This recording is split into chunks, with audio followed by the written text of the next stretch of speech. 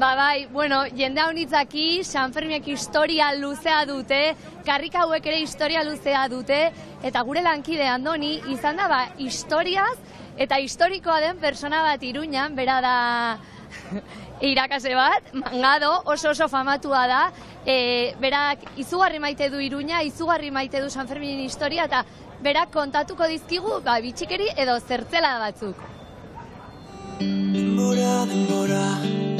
Javier Mangado, nola sortu zen entzierroa, noiz eta zergatik? Zezenak etortzen zirela ondoko aldapa hartatik, baina halako batean zezenek jes egin zuten, orduan kontua da udalak pensatu zen. Egingo dugu korta bat, gaz fabrika zahar baten zegoen tokian, eta hor sortu zen ja entzierrilloa. Entzierroa noiz sortu zen? 19. mendearen bukaeran izan zen, 1888an.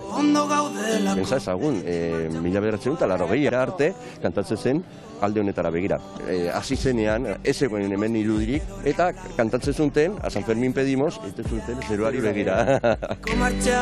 Pañulo gorria, arropa zuria, gerrikoa, ze historia dauka jazkera horrek? Eta alpargatak hori bai, espartinak. Hori da. Bueno, jazkera hau ez da oso zarra, Garai hartako labeleta izeneko peña baten kideak hasi ziren horrela jazten, besten gandik nabaritzeko.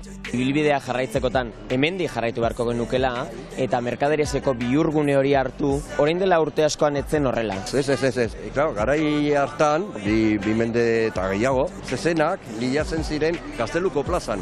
Hemendik sartzen ziren ja zezen plazan. Nik hemen badakit, zonalde guztione baduela bere historia. Hemen zegoelako zezen plaza zaharra, justo duela mende bat arte. Eraitsi behar zen, oso gaizki egina zegoelako, pensatu zuten, orain ja egingo dugu bat, ongi, dotore eta munduko haundientakoa bat.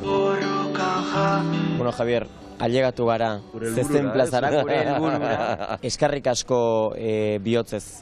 Eskerrik asko zurei, oso ongi.